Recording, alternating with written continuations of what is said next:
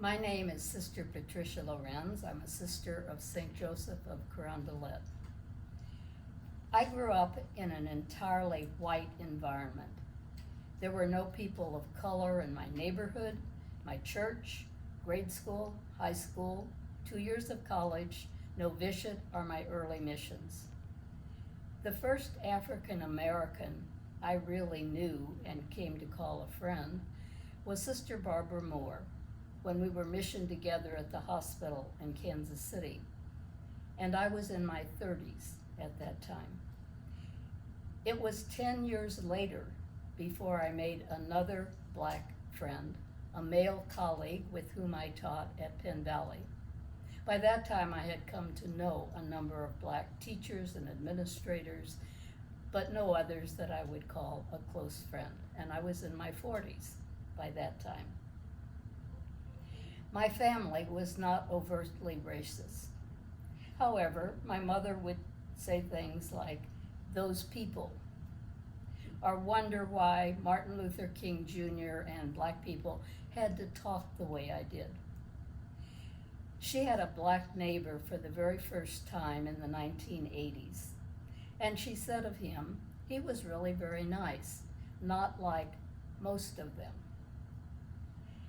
To be honest, at that time, I probably still shared much of my mother's thinking, but by this time, I knew that was wrong, and so tended to speak and act in a way sometimes counter to my actual feelings. While I had come to realize that this was subconscious realism, I had no concept of white privilege, had not even heard the term.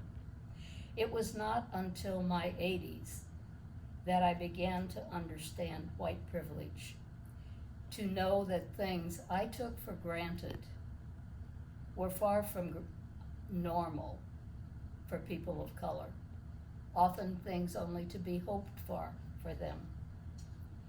Massengale, in his interview, talks about the liturgy of racism. It has an officiant, those who actually carry out the injustice, the acolytes who enable that behavior, and then all the rest, the congregation, the bystanders, those who know what's going on but do and say nothing and allow a permissive environment for it to continue. I recognize myself in that description as a member of the congregation.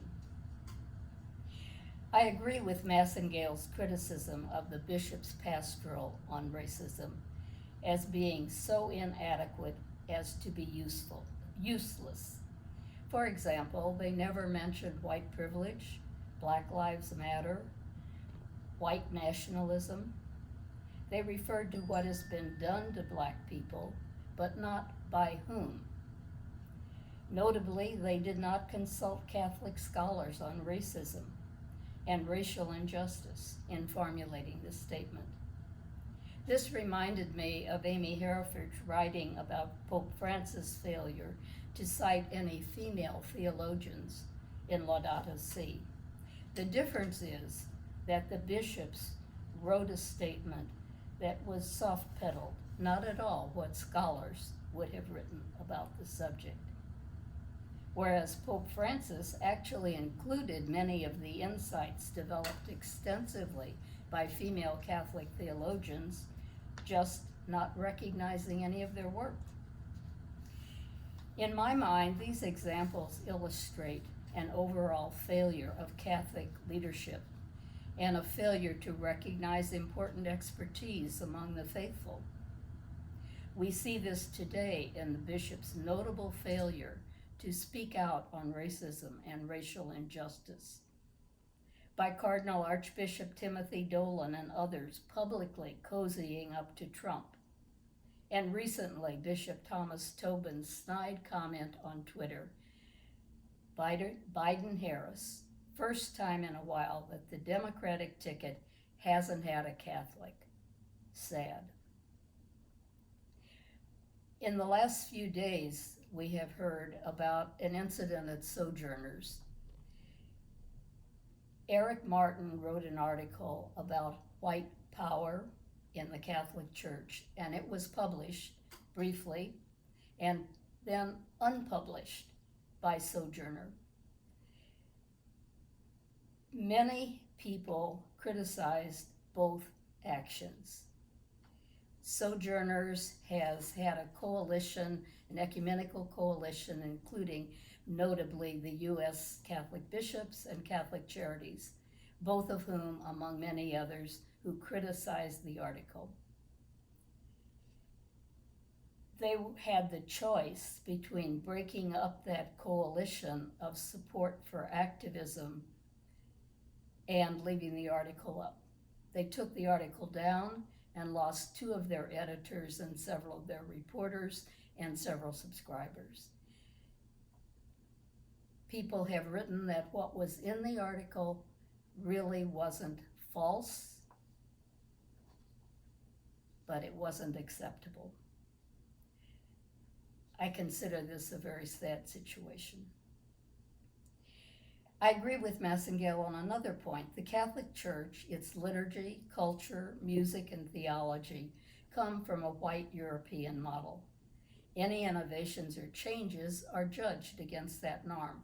I've been guilty of that. It is all too easy to assume that one's cultural preferences in worship are the same as what is appropriate in worship. Massengale quotes Thomas Aquinas, "Anger is the passion that moves the will to justice." And then Martin Luther King Jr., who said that most Americans are not unrepentant racists, nor radical racial justice advocates, but somewhere in between. They recognize and are uncomfortable with social injustice, racial injustice, but are unwilling to pay the price to eradicate it. Thomas Aquinas would describe this as the 3rd way to commit the sin of anger, a deficiency of anger when we are not angry and ought to be. And this is something that I find in myself as well. It doesn't affect me directly, and so it doesn't arouse appropriate anger when it perhaps should. Thank you.